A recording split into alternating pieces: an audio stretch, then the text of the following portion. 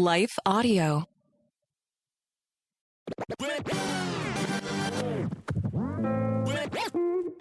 Hey, Dr. Bill Sinyard here with Gospel Rant Podcast, particularly you who have lived your Christian walk feeling unlovable, unsuitable for Jesus in heaven, like you failed him, you've been a disappointment to him, right? It's for those who are in the arms of Jesus right now, because if you're a Christian, you are, but you're still feeling, hesitant, unlovely, the odd duck out, someone who is just waiting for that next shoe to drop, waiting for him to bring up that, dark secret, the addiction, that old ugly that you just can't clean away. So it's great news today. And hopefully you have been following the last 5 shows of this very important movement 4 of the Song of Songs. There was the shocking betrothal of the great king and this honestly unworthy, emotionally shredded bride with a secret shame. Then the great marriage procession, likely following 2 aborted processions, the original runaway bride. Then the public proclamation of the king's love for her in front of his friends and family and dignitaries. And of course, the consummation, the Yachud, the event that she has been terrified of from the very beginning. And why? Because there, her dark private secrets are going to become public. And there's going to be dire consequences.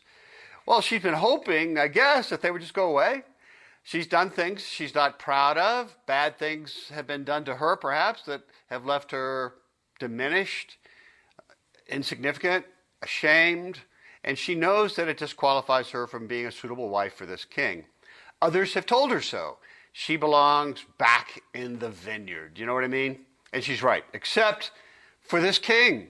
And the love of this king, which does its best work with unsuitable brides, unworthy brides, spiritual, emotional vineyard keepers.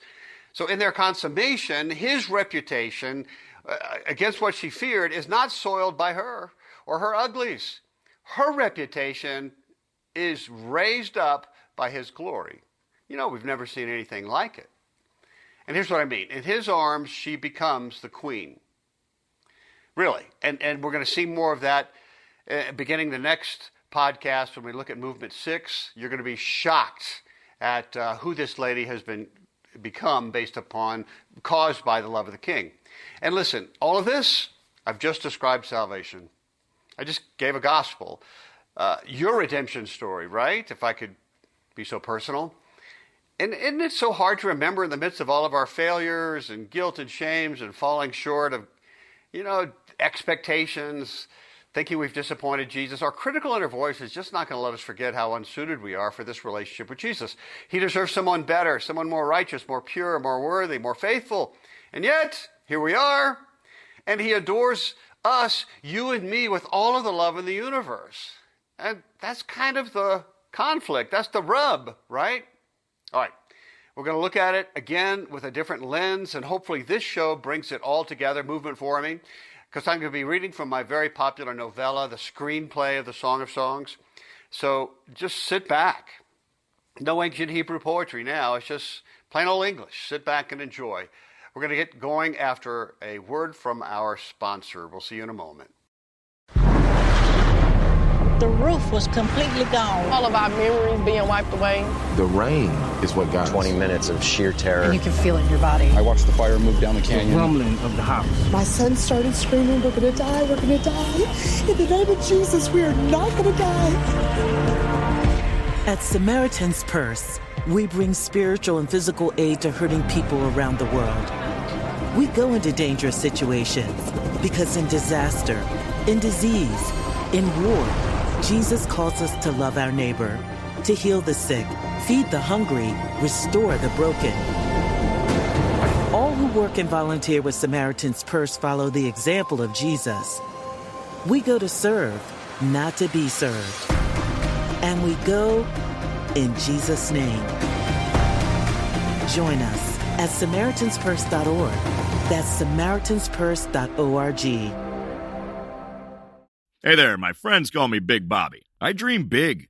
I like big burgers, and I'm big on streaming. And when it comes to catching those big moments of my favorite shows, I unfold the big 7.6-inch screen of my new Samsung Galaxy Z Fold 5. I love you, James. I've always loved you. And Big Bobby also gets big feelings. Good for you, James. You deserve it. Get your Galaxy Z Fold 5 now at the Samsung Experience Store at Roosevelt Field. Movement 4 from my novella. That's chapter 5, verse 2 to chapter 6, verse 10, Wedding Pictures.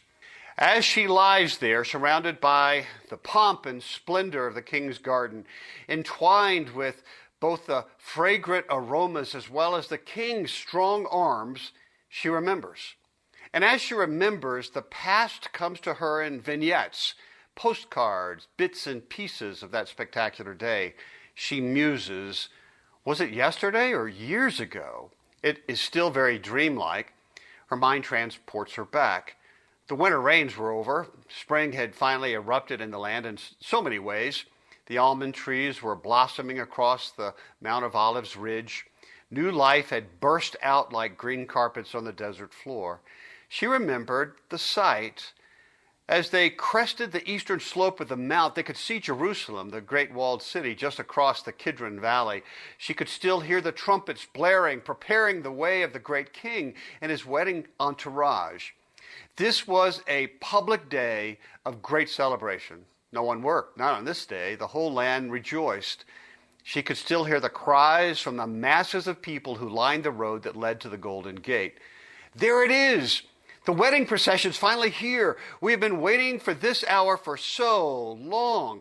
Unbelievable. Look, in all our days we've seen nothing like this. See it? Coming up over the Mount of Olives from the wilderness road, it seems to me to be more godlike than human. Surely this is what the day of the Lord will look like. The entourage is so huge that you could see the dust clouds for miles. It reminds me of Yahweh himself leading the Exodus with columns of smoke. This is so glorious. And even from here, I can smell the kingly array of the very best of fine imported incenses and spices. No doubt there is not a single fine spice missing. No expense has been spared for this amazing day. Others cried out, "Look, can't you see? It's not Yahweh, but the marriage entourage of the great lover king. What a procession! It's led by 60 of the finest warriors who are prepared for any enemy. Nobody will mess with this great king on this glorious day." But as glorious as everything else was, it was the royal wedding carriage that got the most praise. Look! There's the wedding carriage. Fantastic. No question that it is the finest workmanship we've ever seen. The king's carpenter must have picked the finest of wood from Lebanon. Nothing was too good for his wedding. It hurts our eyes to even look at. It's alive with the sun reflecting off the many jewels and precious metals that adorn its exterior. I hear that inside is even more spectacular. The king hired the finest craftsmen in the land to design the upholstery.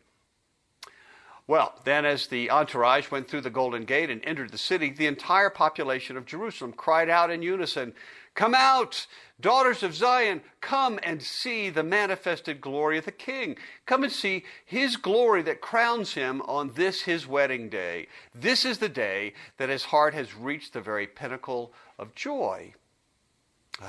Was it a dream? Her feelings about the day, they were very confused then and still today. I mean, no doubt every Jewess dreamed of being the one to sit in that palanquin next to the great king. Every Jewish girl that day was jealous of her, the chosen bride. To everyone's surprise, it wasn't any other Jewess, it was her. Her heart was racing again, back and forth from the swimming image of the day to the present reality of lying there with the king in his luxurious garden. Oh, it was amazing. She remembered not believing that it was really her in the carriage. How could this be real? The king made a mistake. He picked the wrong girl. He wasted all of this pomp and glory on her. She was not a queen. Just look at her. This honor was meant for someone else. Oh, heart, what am I going to do now?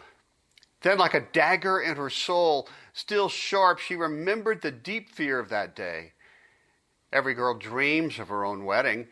For virgins, this would, of course, be a day of great memories. They had worked hard at guarding their glory, their garden. They were locked doors, wells of life unspoiled. Every virgin bride would be longing for that single hour after the processions, the days of partying, the ceremonies, singing and dancing, toasts and covenants. The groom would take his new bride to the chuppah, surrounded by officials and witnesses, and there consummate the union.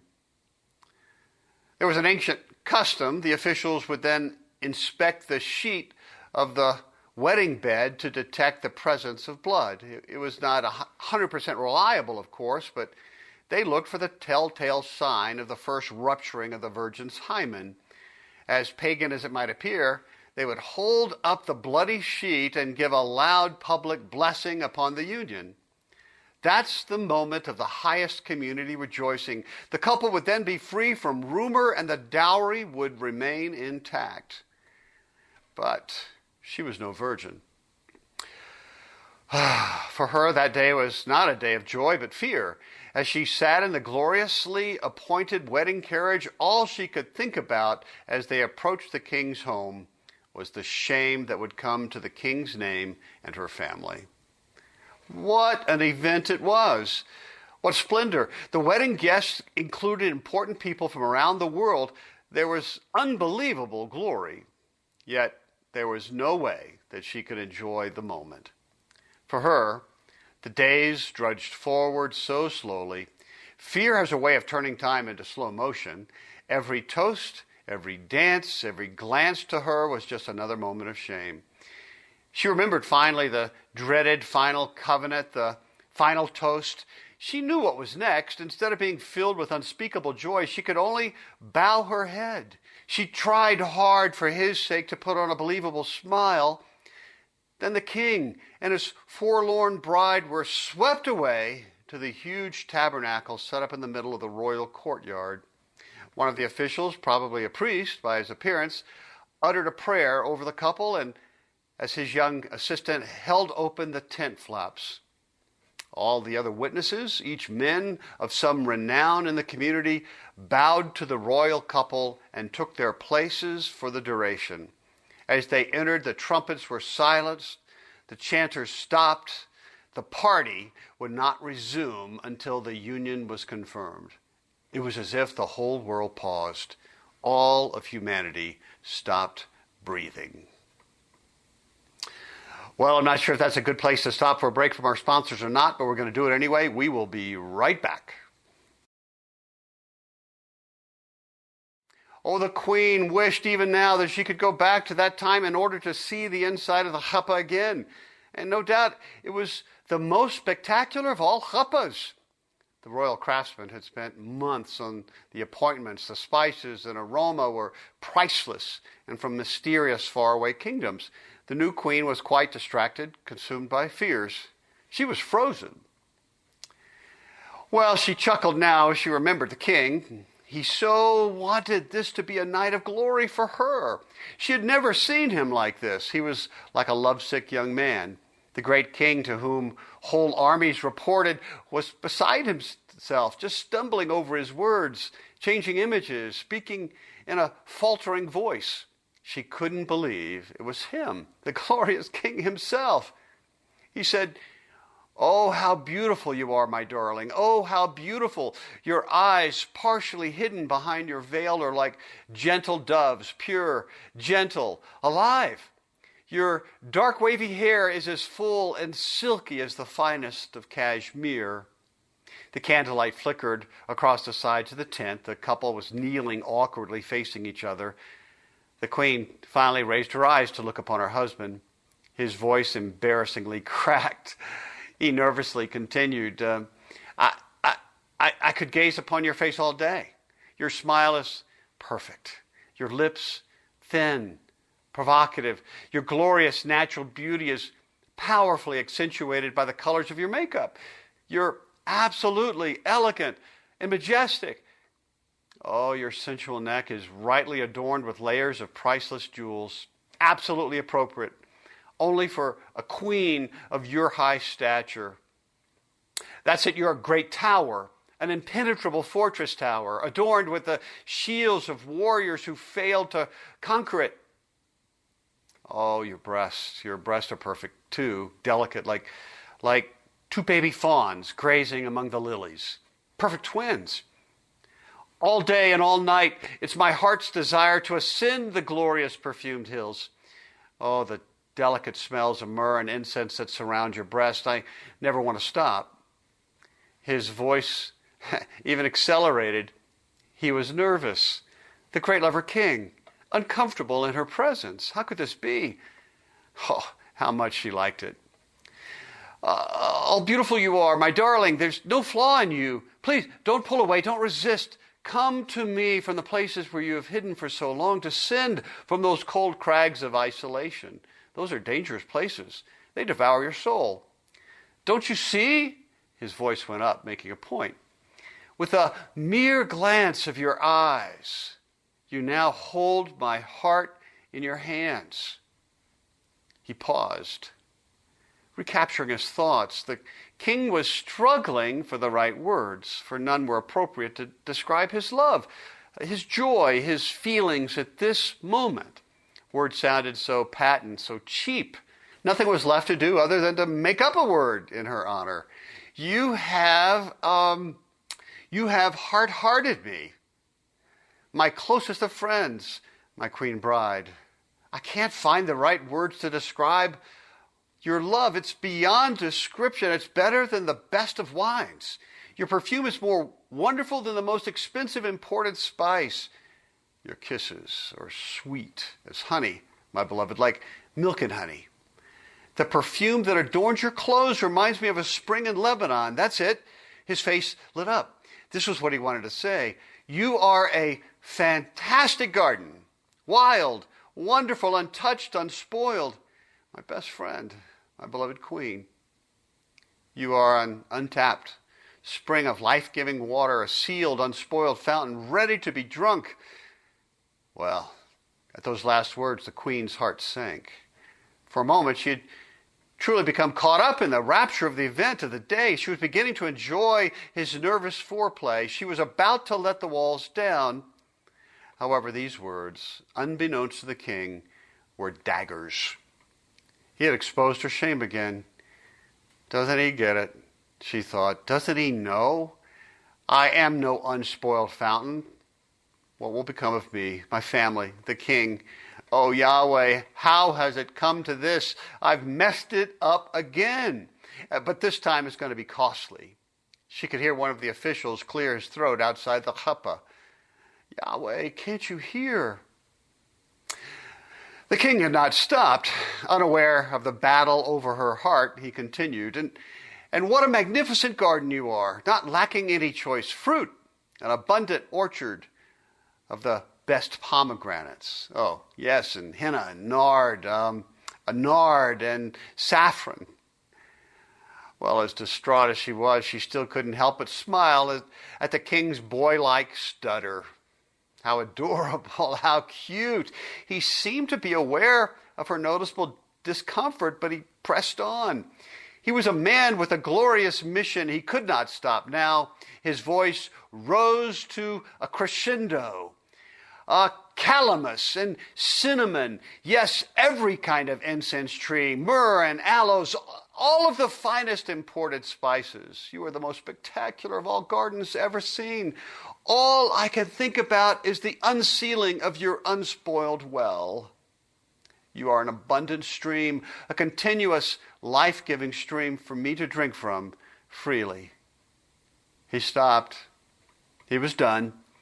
His forehead was covered with perspiration. His eyes were gentle and longing like a stag gazing upon a doe. He awkwardly waited. He waited for her response. Well, this was the moment that she had long dreaded. Adrenaline was wreaking havoc with her pulse. Her heart was racing. She knew what she had to do.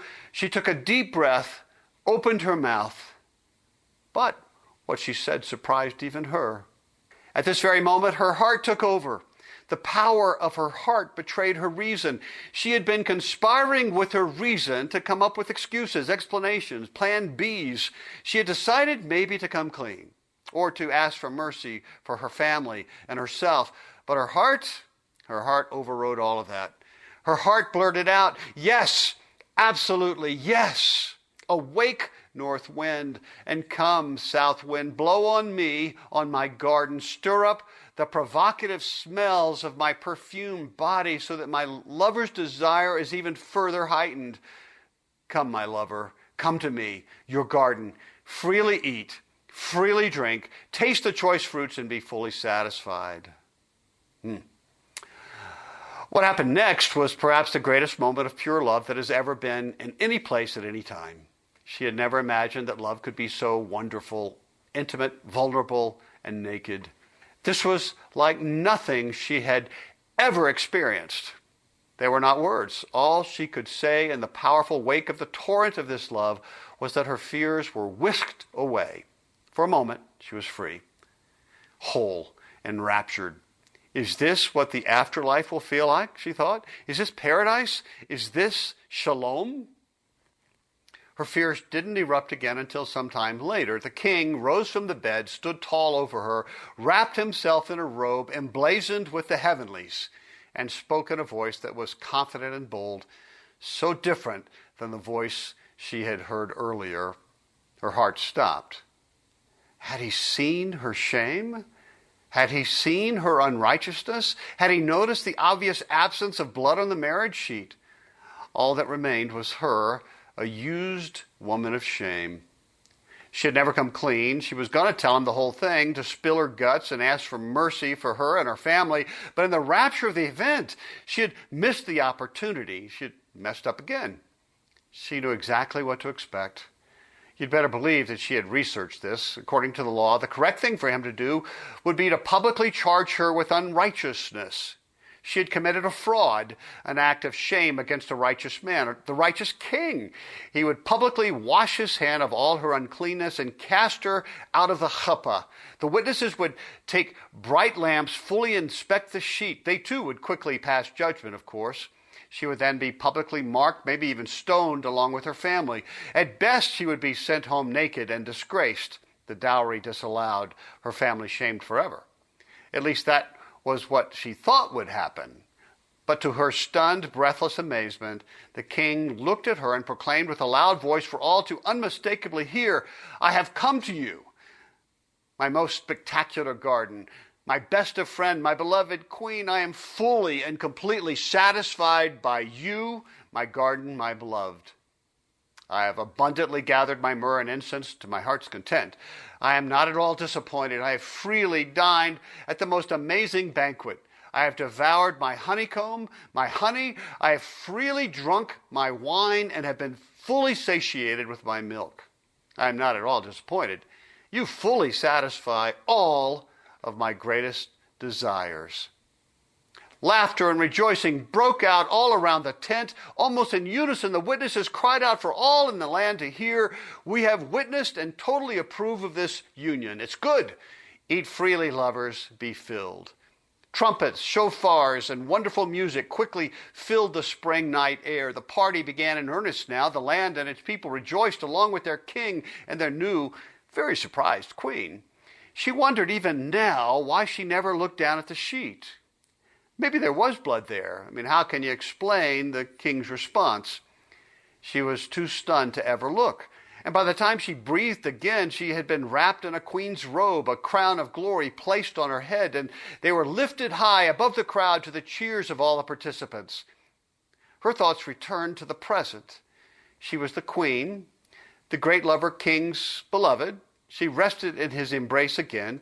She felt his soft lips upon hers. His arms caressed hers ever so softly. Oh, let him kiss me again with the kisses of his lips. So there it is. I hope that brings it all together.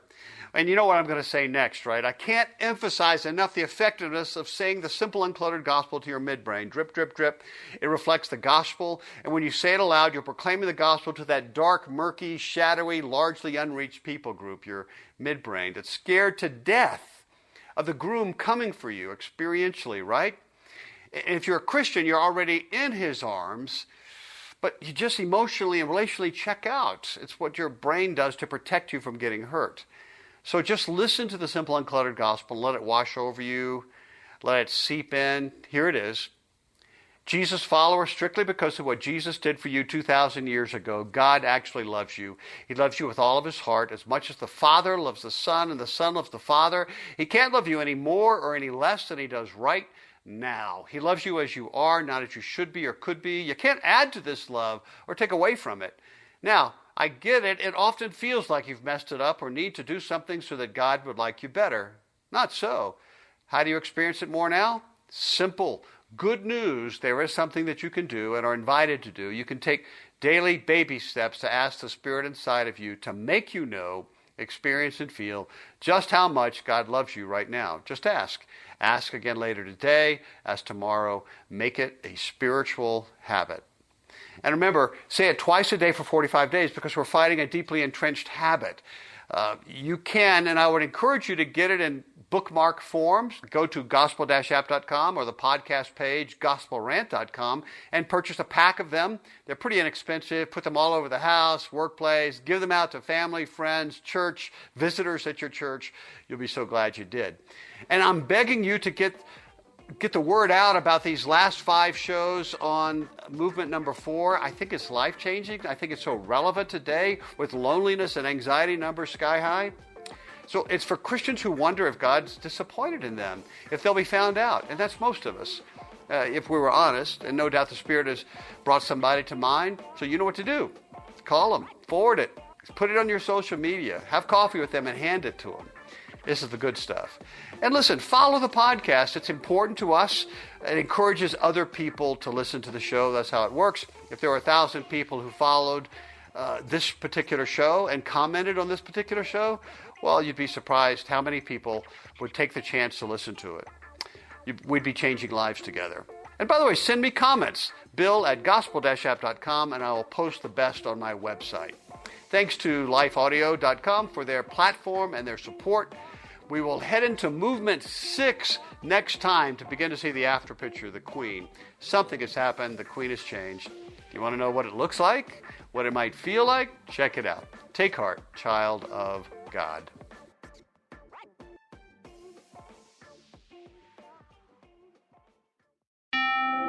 At Rocket, we know buying a home is exciting and a bit overwhelming. Ready to buy a home but stressed about writing those big checks?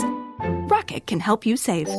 When you buy with Rocket Homes and finance with Rocket Mortgage, you can get up to $10,000 cash toward closing from Rocket Mortgage. It's a pretty big deal, and one you can get only with Rocket. Visit onlywithrocket.com to get started today. For purchase transactions only, must log rate between 331 and 831. Call 8337-ROCKET for conditions and restrictions. Equal housing lender licensed in all 50 states. NMLSconsumeraccess.org, number 3030.